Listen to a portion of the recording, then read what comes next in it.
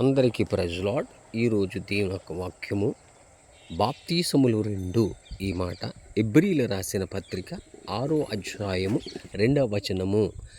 దేవుని యందలి విశ్వాసము బాప్తీసములు గూర్చిన బోధయు అని గమనించినట్లయితే బాప్తీసములను అని బహువచనం కనబడతాడు. అనగా సుస్పష్టంగా మనకు అర్థమవుతుంది బాప్తీసములు 2 అనే ఈ మాటను లేదా ఈ యొక్క వాక్యాన్ని దృఢపరుస్తూ లేదా బలపరుస్తూ వేరొక చోట మనం చూసినట్లయితే యోహాను సువార్త 3వ అధ్యాయము 5వ వచనములో ఒకడు నీటి మూలముగాను ఆత్మ మూలముగాను జన్మించితేనే తప్ప దేవుని రాజ్యములో ప్రవేశింపలేడని మీతో నిశ్చయముగా చెప్పుచున్నానని యేసు ప్రభువు వారే మాట్లాడుతూ ఉంటారు.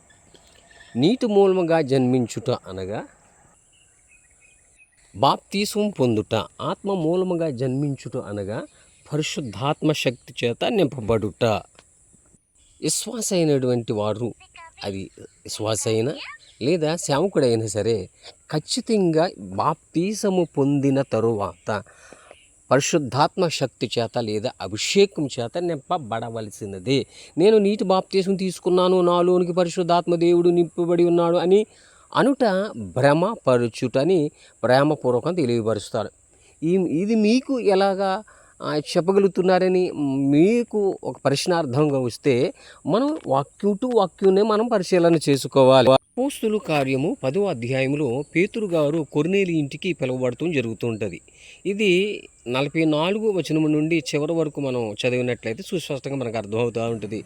పేతురు గారు యేసు ప్రభువారి గురించి బోధిస్తూ ఉన్నప్పుడు ఆ మాటలు ఇంకనూ మాట్లాడుతుండగానే పరిశుద్ధాత్మ కుమ్మరింపు వారిపై కుమ్మరించడం జరుగుతుంది. వెంటనే అది గమనించినటువంటి పేతురు గారు, అరే మనకలాగానే వీరి మీద కూడా పరిశుద్ధాత్మ శక్తి కుమ్మరించబడినదే అని, ఇదిగో నీళ్లకు ఆటంకపరచువాడు ఎవడు అని చెబుతూ యేసు క్రీస్తు వారి నామములో మీరు బాప్తిసం పొందుడని వారిని హెచ్చరిస్తూ ఉంటాడు.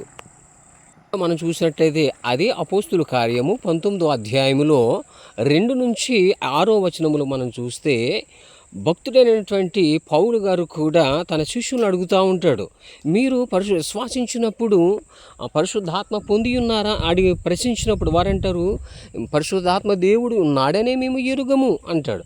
అప్పుడు పౌలు గారు కొన్ని విషయాలు మాట్లాడుతూ వారిపైన తన చేతులుంచగా పరిశుద్ధాత్మ శక్తి వారి మీదకు వచ్చినప్పుడు పరిశుద్ధాత్మ చేత నింపబడిన వారే అన్య భాషలు మాట్లాడుతూ ప్రవచించటం అవన్నిటిని కూడా జరుగుతూ ఉంటాయి. పరిశుద్ధాత్మ అనేటువంటి వరం అవసరం అంటే అవసరం. ఎందుకంటే పరిశుద్ధాత్మ శక్తి చేత శరీర క్రియలను చంపగలుగుతాం. ఎవరైతే పరిశుద్ధాత్మ